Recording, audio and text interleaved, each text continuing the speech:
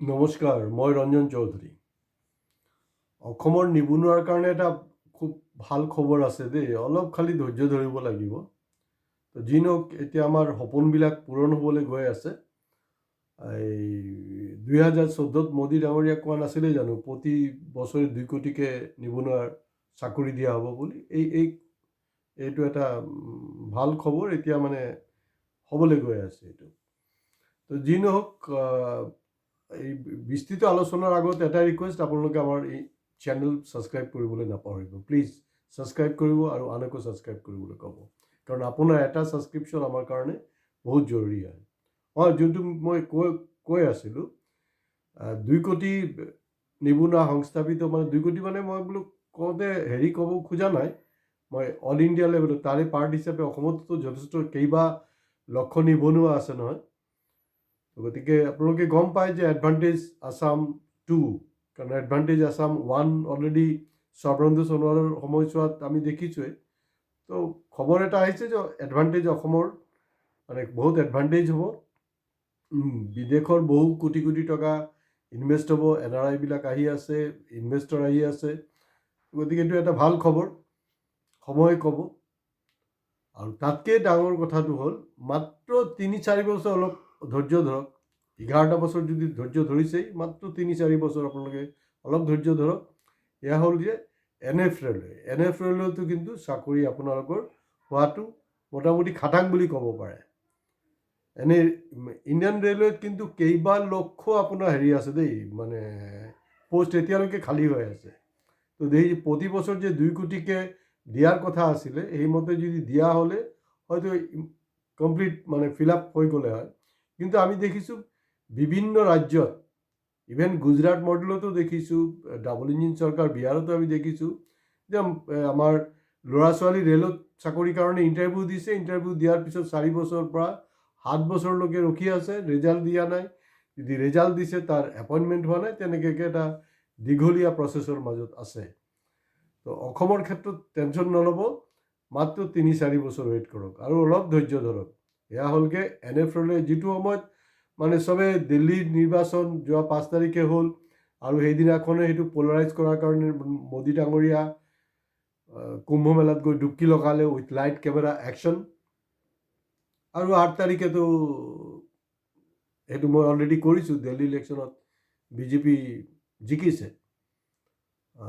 তো এতিয়া কথাটো হ'ল যে এই ইমান যে হুলস্থুল আমি যিবিলাক নিউজ লৈ কৰি আছোঁ, তাৰ মাজতে আৰু এটা নিউজ, যিটো নিউজ লৈ আপোনাৰ অসমৰ যিবিলাক প্ৰাইম টাইম চেনেল চলাই আছে বা বাকী নিউজ চেনেল আছে, তেওঁলোকে কিন্তু এই বিষয়টোক টক শ্ব'ত অনা নাই বুলিয়ে আমি সেই বিষয়টো আলোচনা কৰি আছোঁ। এয়া হ'লগৈ কি হ'ব এতিয়া।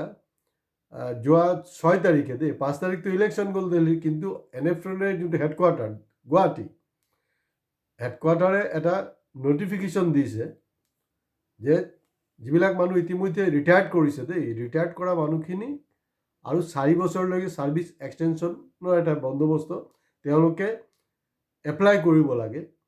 এই এপ্লাই কৰিব, অনলাইন এপ্লাই কৰিব। অনলাইন এপ্লাই কৰাৰ পিছত তেওঁলোকক চাকৰিত পুনৰ্বহাল কৰা হ'ব। তো গতিকে এইটোক একেবাৰে নেগেটিভ হিচাপে ধৰাটো উচিত নহয়। তো 4 বছৰ, তাৰমানে কোনোবা 60 ইয়াৰ্ছত যদি ৰিটায়াৰ্ড কৰিছে, তেওঁ আৰু মোটামুটি 4 বছৰমান পালে। কাৰোবাৰ হয়তো ৰিটায়াৰ্ড কৰিছে কিন্তু এই অপশ্যনটো অহা নাছিলে, গতিকে আৰু 3 বছৰ, কোনোবা হয়তো 2 বছৰ পাব।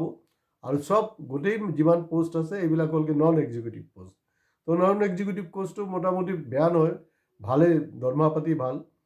তো তেওঁলোকৰ এনেকুৱা এটা নিযুক্তি প্ৰক্ৰিয়া চলি আছে, আৰু এইটো অনলাইন হ'ব। কিন্তু তাত ভুলত কিন্তু আমাৰ যিবিলাক ৰেলত চাকৰি নকৰা নিবনুৱাবিলাক আছে ন, তেওঁলোক কিন্তু ভুলতো আপোনাৰ এপ্লাই নকৰিব দেই। আকৌ কি হৈ যায় কোনো ঠিক নাই, এইটো অমৃতকাল চলি আছে যে। তো গতিকে আপোনালোকে অলপ ধৈৰ্য ধৰক। 11 বছৰ ধৈৰ্য ধৰিছেই, তাৰমানে 4 বছৰমান তেওঁলোক যেতিয়া আৰু চাকৰি কৰিব, 3 বছৰ কোনোবা কৰিব, প্ৰায় মানে এতিয়া আপোনাৰ 2025 চলি আছে, তো 26, 27, 28, 29লৈকে একদম কোনো টেনশ্যন নাই। তো 26ত মানে কমচে কম কৰক আৰু মামাকে জিকাই পঠাওক।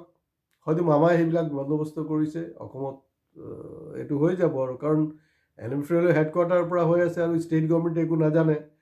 দল সংগঠন একো নাজানে, মই নাজানো কি হৈ আছে কথাটো। তো ইমানটোতো দেখোন আপোনাৰ ৰেলৱে হেডকোৱাৰ্টাৰ যোনটো আছে, ৰেলৱে হেডকোৱাৰ্টাৰতো অসমতে আছুকে ধৰি বিভিন্ন যে তথাকথিত জাতীয় দল সংগঠন আছে তেওঁলোকে প্ৰতিবাদ সাব্যস্ত কৰিব লাগিছিলে যে আমাৰ অলৰেডি নিবনুৱা আছে, তো এই পলিচিবিলাক বাদ দিয়ক, বাদ দি আমাৰ নিবনুৱাক চাকৰিৰ 100% এনচিয়ৰ কৰাৰ কাৰণে এটা হেঁচা দিব লাগিছিলে। তো যি নহওক দিয়া নাই, তেওঁলোকে হয়তো পজিটিভলি ভাবিছে ঠিক আছে বাৰু, মিছাকৈ কামুৰি লাভ নাই, অলপ ধৈৰ্য ধৰোচোন বাৰু। তো সঁচা, তো তেতিয়াহ'লে আপোনালোকেও ধৈৰ্য ধৰক, কাৰণ টিভি চেনেলবিলাক সেইটো টক শ্ব'ত কোনো টক শ্ব' নাই এই মুহূৰ্তলৈকে। আমি এই বস্তুটো ফ'কাছ কৰি আছোঁ। আৰু বদমাচিটো চাওক, বদমাচি মানে কি ধৰণৰ বদমাচি হৈ আছে, য'ত 2 কোটি চাকৰি দিয়াৰ কথা সেইটোতো গ'ল, 15 লাখ গ'ল, সেইবিলাক পাহৰিছে মানুহ। সেইটোক লৈ কেতিয়া মানে প্ৰশ্ন নুসুধে। প্ৰধানমন্ত্ৰীক অক্ষয় কুমাৰক সোধে যে আপুনি পাণ খায়, আৰে আম খায় নে নাই, কেনেকুৱা পায়, সেইবিলাক প্ৰশ্ন তেওঁক নুসুধে কোনো। আৰু চবতকৈ ডেঞ্জাৰ কথাটো হ'ল যোৱা 11 বছৰে একবাৰো তেওঁ কিন্তু প্ৰেছ মিট কৰা নাই। আৰু আকৌ আনফালে কৈ আছে যে মাদাৰ অফ ডেম'ক্ৰেচি, আৰু প্ৰেছৰটো মানে যোনটো গ্ৰাফ সেইটো গম পায়, 190টা দেশত 162 আমি ৰেংকত আছোঁ, কৈ আছোঁ আমি বিশ্বগুৰু বুলি। তো এয়া হ'ল কি আমি প্ৰেছৰ ক্ষেত্ৰতো বিশ্বগুৰু। তো নিবনুৱাসকল অলপ ধৈৰ্য ধৰক, আপোনালোকৰ চাকৰি পাব। আৰু আমাৰ মানুহবিলাক ধৈৰ্য ধৰে, আশাবাদী, বহুত আশাবাদী হয়। তো হ'ব, সেইবিলাক একো নাই। কিন্তু আপোনালোকে যদি এতিয়াৰ পৰা যদি জয় আই অসম যদি ক'বলৈ আছে নহয়, যধে মধে জয় আই অসম নকৈ NFLA হেডকোৱাৰ্টাৰত গৈ জয় আই অসম কওক। আৰু এই যোনটো নটিফিকেশ্যন দিছে এক্সটেনশ্যনৰ, সেইটো বাতিলৰ কাৰণে আন্দোলন গঢ়ি তোলক। আৰু এতিয়া অসমতে হাজাৰ পোষ্ট NFLA আণ্ডাৰত হাজাৰ পোষ্ট কিন্তু খালী হৈ আছে। আৰু আমি হিন্দী লবি বুলি কৈ থাকোঁ, কিন্তু দেখা গৈছে এই কাৰবাৰটো কিন্তু এতিয়ালৈকে চলি আছে,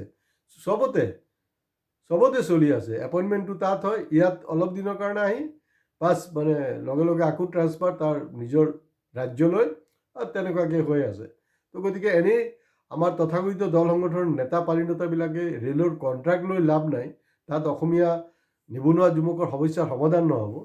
গতিকে অসমীয়া নিবনুৱা যুৱক যুৱতীয়ে সেইটোক লৈ এটা আন্দোলন গঢ়ি তোলক, নহ'লে কিন্তু চাকৰি কি হ'ব নাজানো। কাৰণ এইটো কৰিছে, সেইটো শেষ হোৱাৰ পিছত কি কৰিব, আৰু এটা বেচৰ কাৰণে নেক্সট হয়তো 1 বছৰ পিছত আৰু এটা এড দিব। কাৰণ 64 ইয়াৰ্ছৰ কাৰণে যিটো আছে এক্সটেনশ্যন, হয়তো কোনোবাই 1 বছৰ পাব বা 1.5 বছৰ পাব। তাত যেতিয়া ভেকুৱাম হ'ব, ভেকুৱাম হোৱাৰ লগে NFLA আৰু এটা নটিফিকেশ্যন কৰিব, আৰু ৰিটায়াৰ্ড মানুহবিলাকে অনলাইনত এপ্লাই কৰি আৰামত চাকৰিত সোমাই যাব। আজি ইমানতে শেষ কৰিছোঁ, ধন্যবাদ। কিন্তু আপোনালোকে ছাবস্ক্ৰাইব কৰিবলৈ নাপাহৰিব। আৰু বিশেষকৈ এই ভিডিঅ'খন গোটেই অসমৰ আপোনাৰ নিবনুৱা ছাত্ৰ, যুৱক যুৱতী চবৰ মাজত, সচেতন ৰাইজৰ মাজত সেইটো যিমান পাৰে শ্বেয়াৰ কৰিব। নমস্কাৰ।